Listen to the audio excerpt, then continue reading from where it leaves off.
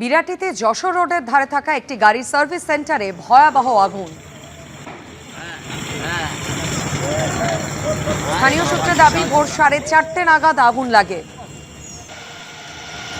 এবং দ্রুত তা ছড়িয়ে পড়ে।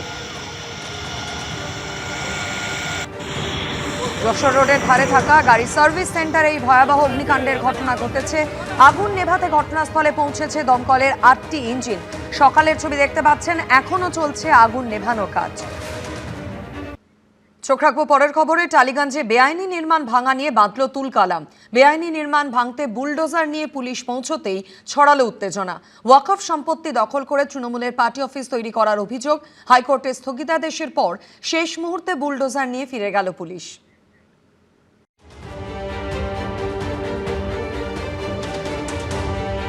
বাড়ি ভাঙাকে কেন্দ্র করে রবিবার তুমুল উত্তেজনা ছড়ালো টালিগঞ্জে। সতীশ মুখার্জি রোডের এই বাড়িটিকে আগে বেআইনি নির্মাণের নোটিশ দেয় কলকাতা পুরসভা। তা নিয়ে জল গড়ায় হাইকোর্ট পর্যন্ত।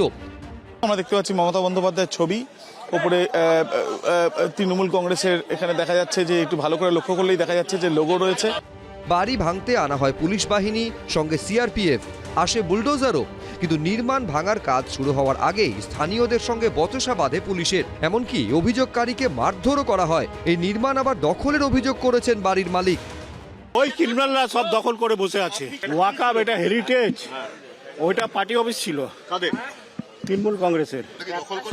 হ্যাঁ, দখল করে বানিয়েছে অবৈধভাবে। প্রচুর সংখ্যায় পুলিশ এবং সেন্ট্রাল ফোর্সের জওয়ানদের নিয়ে আসা হয়েছে। সরাসরি তোমাকে দেখাচ্ছি, এই হচ্ছে ওই বিল্ডিং, যে বিল্ডিংকে নিয়ে প্রথমে অভিযোগ যে এই বিল্ডিং বেআইনিভাবে ওয়াকফের জমিতে করা হয়েছে।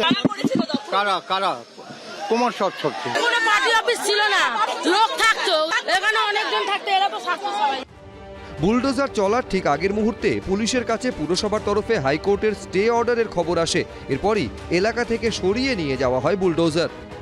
ইতিমধ্যে স্টে অর্ডারের খবর এসছে এলাকাতে। আমরা দেখতে পাচ্ছি যে বুলডোজার নিয়ে চলে যাওয়া হচ্ছে। মানুষের মধ্যে উচ্ছ্বাস। কতটা আনন্দিত? অনেক অনেক অনেক, আমরা অনেক লোক আছি, অনেক গরিব, আমাদের থাকার কোনো বাস নেই। আপাতত ভাঙা হচ্ছে না সতীশ মুখার্জি রোডের এই বহুতল। কিন্তু এরপর কি? আবির দত্ত, এবিপি আনন্দ, কলকাতা।